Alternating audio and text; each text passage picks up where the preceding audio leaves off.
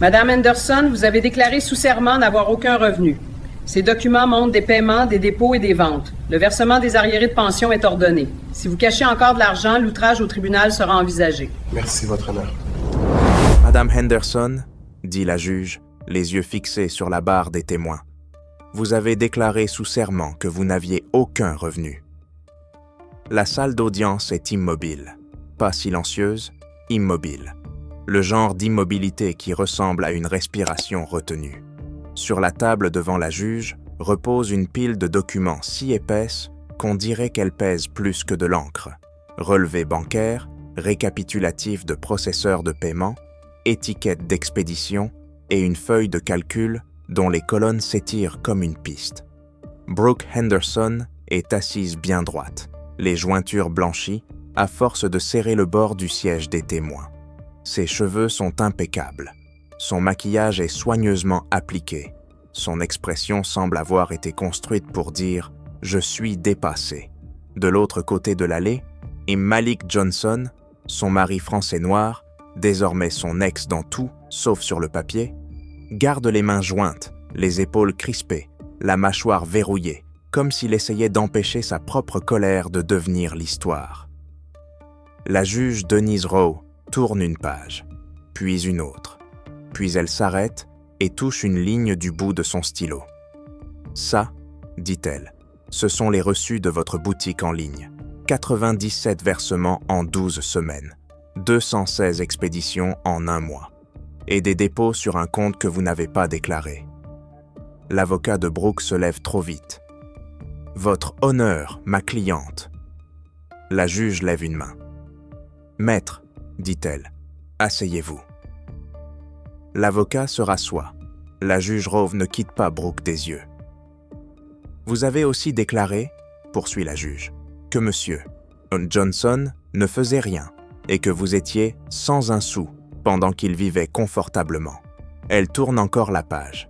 Et pourtant, ces documents montrent des frais publicitaires, des achats de stock et des retours de produits, tous payés alors que vous affirmiez ne pas pouvoir contribuer d'un seul dollar à la pension alimentaire de votre enfant. Un silence. « Madame Henderson, dit la juge, la voix se durcissant d'un seul degré, souhaitez-vous corriger votre témoignage avant que je le fasse à votre place ?» La bouche de Brooke s'ouvre. Aucun son n'en sort. La juge Rowe hoche la tête une fois, comme si elle avait déjà sa réponse. « Un rappel de pension sera ordonné, dit-elle, et ce tribunal émet immédiatement une saisie sur salaire et sur versement. Si vous tentez encore de dissimuler des fonds, et nous parlerons d'outrage au tribunal. Et oui, la prison est envisagée. » Malik expire lentement, comme s'il était resté sous l'eau. Brooke ne bouge pas, mais son talon tape une fois contre le bois. Une minuscule fissure dans l'histoire qu'elle était venue vendre ici. Parce que le tribunal n'a pas tranché cette affaire sur des impressions. Il l'a tranchée sur des reçus. Pour protéger la vie privée, les noms, les lieux et certains détails ont été reconstitués. Il s'agit d'un composite fictionnalisé inspiré de schémas courants dans les litiges de pension alimentaire devant les tribunaux de la famille, impliquant des revenus dissimulés et des commerces en ligne. Malik Johnson n'avait jamais imaginé se retrouver un jour au tribunal à discuter de codes QR et d'étiquettes d'expédition. Il était superviseur dans un dépôt de bus, 39 ans, emploi stable, routine stable, le genre d'homme qui mesurait ses semaines en départs matinaux et en horaires de service. Il n'avait rien d'ostentatoire, il n'était pas riche, il était constant. Quand Malik et Brooke se sont rencontrés, c'est justement cette constance qui l'avait attiré. Brooke avait alors 27 ans, énergique, charmante, vive d'esprit, le genre de personne qui faisait sentir à des inconnus qu'ils étaient déjà des amis. Elle parlait de créer un jour son entreprise, quelque chose de créatif, disait-elle, parce qu'elle détestait l'idée de travailler sous les ordres de quelqu'un toute sa vie. Ils sont allés vite, pas parce que c'était parfait, parce que c'était facile. Ils comblaient chacun les manques de l'autre. Malik apportait la structure, Brooke apportait la chaleur, et quand leur fille, Harper, est née, Malik a cru qu'ils avaient construit quelque chose d'incassable. Harper est arrivée au monde avec un cri fort, indigné, et une épaisse chevelure de boucles sombres qui a fait rire Malik dans la salle d'accouchement. Il a coupé le cordon. Il l'a prise dans ses bras le premier. Il a murmuré « Salut, mon bébé », comme s'il avait attendu toute sa vie de pouvoir le dire. Pendant un temps, la famille avait l'air normale vue de l'extérieur. Des pancakes le week-end, des sorties au parc, les toutes petites baskets de Harper près de la porte, Brooke publiant des photos en ligne avec des légendes comme Blessed. Mais à l'intérieur de la maison, les fissures ont commencé comme elles commencent presque toujours, en silence, petites. Une sensation qu'on peut ignorer quand on est suffisamment fatigué. L'entretien. Entreprise créative de Brooke a commencé comme un passe-temps. D'abord des accessoires pour cheveux faits main, puis des bundles personnalisés. Puis une petite vitrine en ligne avec un logo épuré et des couleurs pastel douces. Elle l'avait appelé Arbor Honey. Au début, Malik était fier. Il l'aidait à installer des étagères dans la chambre d'amis. Il la conduisait au bureau de poste avec des bacs remplis de colis dans le coffre. Il regardait Harper faire la sieste contre la poitrine de Brooke pendant que Brooke imprimait des étiquettes d'expédition sur la table de la cuisine. Malik ne comprenait pas l'entreprise, mais il comprenait l'effort. Et Brooke donnait l'impression de faire enfin quelque chose qui la faisait se sentir vivante. Puis les commandes ont augmenté. Le passe-temps s'est transformé en nuit tardive. L'Alda, argent de côté, s'est transformé en dépôt quotidien. Et Malik a commencé à remarquer quelque chose qu'il n'arrivait pas à nommer au début. Brooke ne se contentait pas de construire une entreprise. Elle construisait un monde privé. Des mots de passe qu'il ne connaissait pas. Des comptes auxquels il n'avait pas accès. Un deuxième téléphone qu'elle appelait juste pour les clients. Quand Malik posait des questions, Brooke répondait toujours la même chose.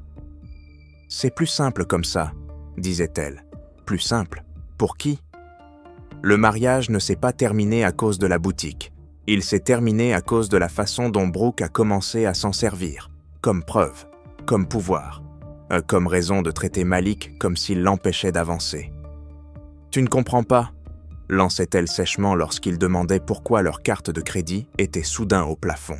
« C'est du stock », disait-elle quand une alerte bancaire apparaissait sur son téléphone. « C'est un investissement », insistait-elle lorsqu'il demandait pourquoi ils avaient du retard sur la garderie. Malik essayait de parler, Brooke essayait de gagner, et peu à peu, la maison s'est remplie de cette tension épuisée où plus personne n'écoute. Puis, il y eut ces mots que Malik entendait encore dans sa tête des mois plus tard. « Tu devrais t'estimer heureux que je sois encore avec toi », dit Brooke un soir pendant une dispute, la voix basse et tranchante. « Tu crois que quelqu'un d'autre supporterait ça ?» Malik la regardait. « Supporter quoi ? Ah » demanda-t-il. Les yeux de Brooke ont glissé sur lui. « Tout » dit-elle. Elle n'a pas prononcé le mot race. Elle n'en avait pas besoin. Malik a senti l'allusion comme une brûlure. Et c'est ce soir-là qu'il a compris que le mariage n'était plus un partenariat. C'était un tableau des scores. La séparation a été laide de cette façon dont les séparations civiles sont laides. Pas de cris en public. Juste des papiers. Juste des messages. Juste une lente bataille pour savoir qui pouvait se présenter comme le parent stable. Brooke est partie la première, emmenant Harper pour quelques semaines, disait-elle. Malik a d'abord accepté parce qu'il pensait que le calme protégerait Harper, puis ces semaines sont devenues des mois. Et Malik s'est retrouvé à faire ce que les pères finissent souvent par faire dans les litiges de garde. Prouver qu'il n'est pas un stéréotype. Prouver qu'il est présent. Prouver qu'il paie. Prouver qu'il n'est pas l'histoire que Brooke voulait raconter. Les ordonnances temporaires ont donné à Brooke la garde physique principale. Malik a obtenu un week-end sur 2 et un dîner en semaine. Et il payait la pension alimentaire, automatiquement prélevée sur son salaire. Il n'a jamais manqué un paiement. Il ne le pouvait pas. L'État le prélevait avant même qu'il ne le voie. Au début, Brooke le laissait encore voir Harper. Puis elle a commencé à annuler. Elle est malade. Elle a un anniversaire. Elle est fatiguée. Chaque excuse, prise isolément, semblait raisonnable, mais mise bout à bout. Et elle formait un schéma. Moins de temps, moins d'accès, moins de pères. Malik a saisi le tribunal pour faire appliquer l'ordonnance. Brooke a répondu par le genre d'accusation qui agit comme un poison parce qu'il est difficile de la réfuter. « Il est contrôlant », a-t-elle affirmé. « Il est en colère. Il ne fait rien pour elle. » Malik a entendu ces mots au tribunal et a senti le sol vaciller. Parce que maintenant, sur le papier, il n'était plus un père, il était un problème. Puis la situation de garde s'est inversée, pas parce que Malik avait gagné, parce que Brooke a commencé à se désorganiser. L'enseignante de Harper a appelé Malik un après-midi. « Harper est très fatiguée », a dit l'enseignante. Elle a dit que sa mère travaille tard le soir et qu'elle n'arrive pas à dormir. L'estomac de Malik s'est noué. Il n'a pas accusé, il a posé des questions. Et puis Harper a dit quelque chose qui semblait innocent mais qui a résonné comme une cloche. « Maman dit qu'on ne peut pas être en retard parce qu'elle doit déposer des colis », a dit Harper. Des colis. À 6h45 du matin. Malik a commencé à remarquer les cartons. Quand il venait chercher Harper, le Porsche de Brooke en était empilé. Des tours de carton brun avec des étiquettes imprimées. Certains portaient des adresses de retour sous un autre nom. Pas Arbor Honey, pas Brooke. Une simple LLC, HBR Fulfillment Solutions. Malik a interrogé Brooke à ce sujet. Elle a souri sans chaleur. « Ça ne te regarde pas », a-t-elle dit. Puis elle a ajouté la phrase qui reviendrait plus tard comme un boomerang. « Je suis fauché, Malik. Tu crois que je mène la grande vie? C'est tout ce que j'ai. » Fauché, debout à côté d'un Porsche rempli de colis. Un soir, Brooke ne s'est pas présenté pour l'échange. Aucun message, aucun appel. Malik a attendu sur le parking d'un supermarché avec le siège réhausseur de Harper dans sa voiture et une boule au ventre. Après 40 minutes, il s'est rendu à l'appartement de Brooke. Il n'a pas frappé comme un homme prêt à se battre. Il a frappé comme un père qui essaie de s'assurer que son enfant va bien. C'est le voisin qui a ouvert la porte à la place. « Oh !» dit le voisin, les yeux écarquillés. « Vous êtes le père de Harper ?»« Oui » répondit Malik. Le voisin a hésité. « Elle n'est pas là » dit-il. « Elles sont parties plus tôt. Beaucoup de cartons. » Le sang de Malik s'est glacé. Il a appelé Brooke. Messagerie vocale. Il a rappelé. Messagerie vocale. Il a appelé la police pour demander un contrôle de bien-être. 2 agents sont arrivés et ont frappé. Aucune réponse. Quand Brooke a fini par rappeler des heures plus tard, sa voix était tranchante. « Pourquoi as-tu envoyé les flics ?» demanda-t-elle. « Parce que tu n'es pas venu, » répondit Malik. « Parce que tu n'as pas répondu. Parce que notre fille, elle est avec moi, » coupa Brooke. « Elle va bien. »« Où ?» demanda Malik. Brooke a marqué une pause. « Ça ne te regarde pas, » dit-elle encore. Et Malik a compris la vérité. Il ne s'agissait pas de coparentalité, il s'agissait de contrôle. À l'audience suivante, la juge a modifié la garde. Pas de façon spectaculaire, de façon méthodique. Brooke avait manqué des sorties d'école. Brooke avait changé d'adresse sans préavis. Brooke avait violé les ordonnances d'échange. Malik avait des preuves, des messages, des emails de l'école, le rapport du contrôle de bien-être. La juge Rowe a accordé à Malik la garde physique principale à titre temporaire. Brooke a obtenu des visites supervisées jusqu'à preuve de stabilité. Puis la juge a abordé la question de la pension. « Madame Henderson, dit-elle, vous paierez une pension en fonction de vos revenus. » L'avocat de Brooke se leva. « Votre honneur, dit-il, ma cliente n'a aucun revenu. Elle est sans emploi. Elle est en difficulté. » Brooke hocha la tête avec emphase. « Je suis fauché, dit-elle, les yeux brillants. « J'essaie. Il n'a jamais rien fait pour cette entreprise de toute façon.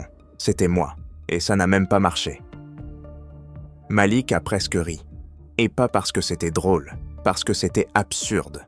La juge a ordonné à Brooke de produire ses déclarations financières.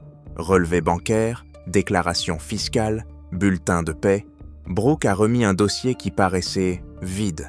Aucune paie, aucun revenu d'entreprise, de petits dépôts libellés, transferts, aide au loyer. Une image soigneusement construite, une mère en difficulté, un père stable. Le tribunal a fixé la pension à un niveau bas, minimal. et Malik était reparti avec la main de Harper dans la sienne et une nouvelle forme de colère, parce qu'il n'essayait pas de punir Brooke, il essayait de protéger Harper, et il savait, au fond de lui, que Brooke ne disait pas la vérité. La preuve n'est pas venue d'un pirate informatique, elle est venue de Harper. Les enfants ne savent pas ce qu'ils révèlent.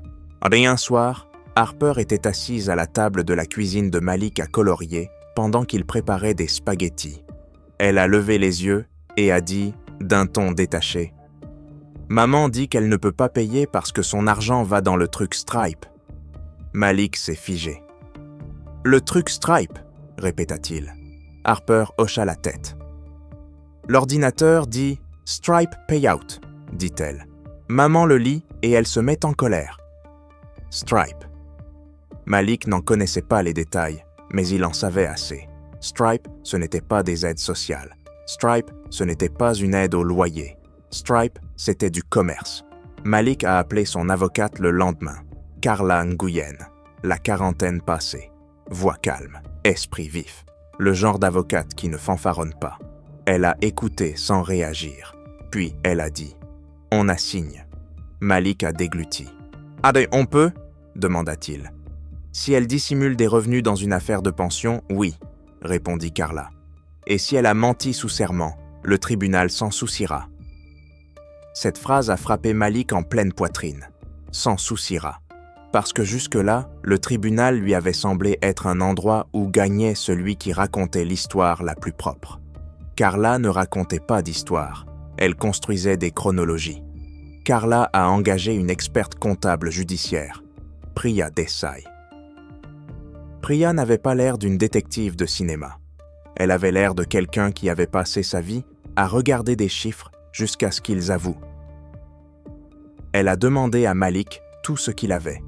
Messages, photos, captures d'écran, toutes les étiquettes d'expédition qu'il avait vues, tous les noms de marques, tous les emails que Brooke avait accidentellement transférés. Malik n'avait pas grand-chose. Juste une photo qu'il avait prise des cartons sur le porche pendant un échange. Le sac à dos de Harper dans un coin, les étiquettes empilées. Priya a zoomé. HBR Fulfillment Solutions, lut-elle. Puis elle tapa sur son clavier. Une recherche rapide. Un enregistrement d'entreprise sous un nom qui n'était pas celui de Brooke. C'était celui de la sœur de Brooke, Megan Henderson. Priya n'a pas souri. Elle a simplement dit « Ce n'est pas accidentel ». Ils ont assigné les processeurs de paiement, les comptes d'expédition, la plateforme de la boutique en ligne, les relevés bancaires liés au dépôt. Et autre chose qui a surpris Malik, les comptes publicitaires. Parce que si vous voulez savoir si une boutique est vivante, suivez les publicités. Les résultats sont revenus comme une inondation, pas des suppositions, pas des rumeurs, des documents, des versements Stripe liés à une boutique appelée Arbor Honey, des totaux mensuels qui ne correspondaient pas fauchés, une deuxième boutique sur une autre plateforme sous un nom légèrement différent, des transferts PayPal vers le compte de Megan, puis, du compte de Megan, des transferts vers celui de Brooke, libellé Gift, Loan, Family. Family. Un mot que les gens utilisent quand ils veulent que l'argent cesse de ressembler à un revenu. Priya a construit une feuille de calcul avec chaque versement, chaque dépôt, chaque transfert. Puis elle a fait la partie que les juges adorent. Elle a synthétisé. Chiffre d'affaires net, coût des marchandises, publicité, bénéfices estimés. Et le chiffre final, Brooke n'était pas fauché. Brooke gagnait suffisamment pour que, selon les barèmes, elle aurait dû payer une pension, depuis des mois, et elle n'avait payé rien du tout. Carla a déposé une requête en modification de pension et en rappel de pension. Elle a joint la déclaration de Priya. Elle a joint les documents des processeurs. Elle a joint des captures d'écran des fiches produits. Elle a joint le nombre de commandes. Et elle a demandé au tribunal des sanctions, pas de vengeance, de la responsabilité. La réponse de Brooke a été immédiate. Déni. « Ce n'est pas ma boutique », a-t-elle affirmé. « C'est celle de ma sœur. Cet argent, c'était des prêts », a-t-elle insisté. « Malik essaie juste de me détruire », a-t-elle dit. Et puis elle a fait quelque chose qui finit toujours par se retourner contre soi. Elle l'a rendu personnel. Elle a dit au tribunal que Malik instrumentalisé le système contre elle. Elle a laissé entendre qu'il était en colère parce qu'elle était indépendante. Et elle a déclaré, sur un ton qui a tendu toute la salle, « Il n'a rien fait pour ça. Il veut juste me prendre quelque chose. » Malik a regardé le sol, parce qu'il savait ce qu'elle faisait. Elle demandait au tribunal de le voir comme une menace, pas comme un père. Carla n'a pas réagi. Elle a attendu, parce que la meilleure façon de répondre à une performance, c'est avec un reçu. À l'audience, la juge Rowe a écouté une nouvelle fois le témoignage de Brooke. Brooke a pleuré au bon moment. Elle a prononcé le mot « en difficulté », comme un mantra. Et elle a dit « je suis fauchée » 3 fois. Et lorsque la juge l'a interrogée sur la boutique, Brooke s'est enfoncée dans le mensonge. « C'est ma sœur qui la gère », a-t-elle dit. « Elle m'aide juste parfois. Je ne gagne pas d'argent. » La juge Rowe a lentement hoché la tête. Puis elle a regardé Carla. « Maître Nguyen, dit-elle, vos preuves ?» Carla s'est levée, sans théâtre. Elle a remis un dossier au greffier. « Votre honneur, dit-elle. La pièce 7 est le compte marchand lié à Arbor Honey. Le numéro de téléphone de contact enregistré est celui de Madame Henderson. L'adresse de retour des expéditions est l'appartement de Madame Henderson. La pièce 8 montre des versements acheminés par le compte de sa sœur, puis transférés à Madame Henderson sous la forme de cadeaux familiaux. La pièce 9 montre des achats publicitaires effectués avec la carte de Madame Henderson. » L'avocat de Brooke se leva. « Objection, commença-t-il. La juge Rowe leva une main. « Rejeté, dit-elle. Asseyez-vous. » Puis la juge se tourna vers Brooke. « Madame Henderson, demanda-t-elle, reconnaissez-vous cette adresse e-mail ?» Elle l'a lue à voix haute. C'était celle de Brooke. Brooke déglutit. « Oui, admit-elle. Et reconnaissez-vous cette étiquette d'expédition ?» demanda la juge. Elle leva une étiquette portant l'adresse de l'appartement de Brooke. La bouche de Brooke s'ouvrit. « C'est là où ma sœur fait parfois envoyer les retours, » répondit-elle rapidement. Les yeux de la juge Rowe se plissèrent. « Parfois » répéta-t-elle. Elle tourna une page. « Voici 34 retours, » dit-elle. « Tous à votre adresse, en 6 semaines. » Le visage de Brooke se crispa. La juge ne s'arrêta pas. « Et ici » poursuivit-elle. « Voici vos propres messages à des clients. » Elle lut une ligne. « Merci pour votre commande. J'imprime les étiquettes ce soir. Le dépôt part demain. » Les épaules de Brooke s'affaissèrent d'une fraction. La juge reposa le document. « Madame Henderson, dit-elle, vous n'aidiez pas parfois. Vous exploitiez l'entreprise. » L'avocat de Brooke tenta une dernière échappatoire. « Votre honneur, dit-il. Le chiffre d'affaires brut n'est pas un revenu. Il y a des dépenses ?» La juge hocha la tête. « Je le sais, dit-elle. C'est pourquoi nous avons l'analyse du revenu net effectuée par une experte comptable judiciaire. » Elle se tourna vers la déclaration de Priya. Et puis, elle prononça la phrase qui a mis fin au débat. « Ce tribunal constate que Madame Henderson a intentionnellement dissimulé des revenus. » déclara-t-elle. Brooke inspira brusquement.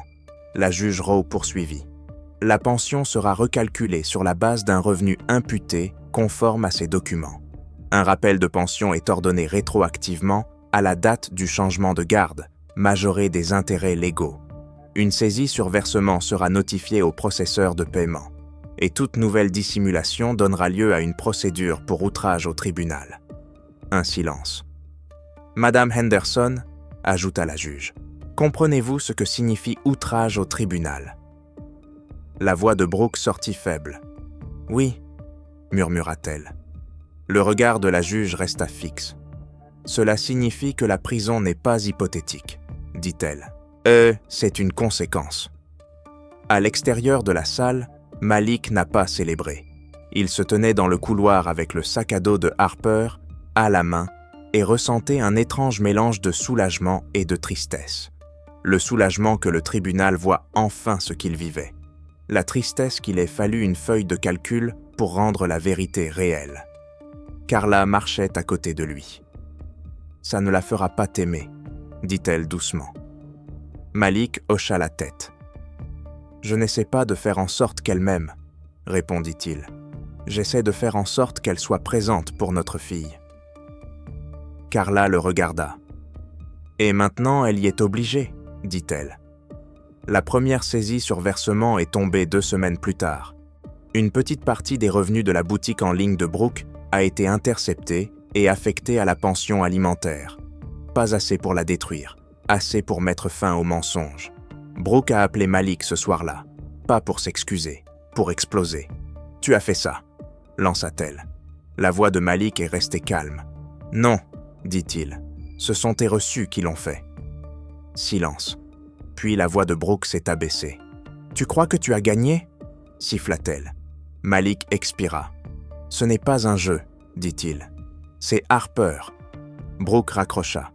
Des mois plus tard, Harper a rapporté à la maison un projet scolaire. Ma famille. Elle avait dessiné 2 maisons. L'une étiquetée papa, l'autre étiquetée maman. Et entre les deux, une grande ligne portant l'inscription « Moi ». Malik l'a accrochée sur le réfrigérateur. Et parce que c'était l'image la plus claire de ce que les tribunaux protègent réellement. Pas les adultes, la stabilité. Et la stabilité n'est pas un discours. Ce sont les courses, les rendez-vous chez le dentiste, les fournitures scolaires, un endroit sûr où dormir. Ce sont les choses banales du quotidien que l'argent paie. C'est pour cela que dissimuler des revenus dans une affaire de pension n'est jamais juste une question d'argent. C'est dissimuler sa responsabilité. Si vous avez déjà vu quelqu'un se dire sans le sou tout en dépensant en publicité et en stock, si vous avez déjà vu de l'argent se cacher au vu et au su de tous derrière le mot famille, vous comprenez pourquoi cette affaire s'est jouée sur des reçus. Parce que les reçus n'ont pas de sentiments. Ils n'ont pas de narration. Ils ont des dates, et des montants, des destinations. Et devant le tribunal de la famille, c'est cela qui l'emporte. Non pas parce que les juges se moquent de l'émotion, mais parce que les enfants ne se nourrissent pas d'émotions. Alors l'histoire se termine comme elle a commencé. Une juge, une pile de pages, un mensonge qui semblait crédible jusqu'à l'arrivée des chiffres, et une décision qui n'a pas seulement corrigé un paiement, elle a corrigé un dossier, parce qu'au bout du compte, l'affirmation de Brooke n'a pas été détruite par la colère de Malik. Elle a été détruite par sa propre boutique en ligne, par les commandes qu'elle a traitées, les versements qu'elle a acceptés et la piste financière qu'elle pensait que personne ne suivrait. Et le message du tribunal était simple. Vous pouvez vous cacher derrière une histoire pendant un moment. Mais vous ne pouvez pas vous cacher des reçus éternellement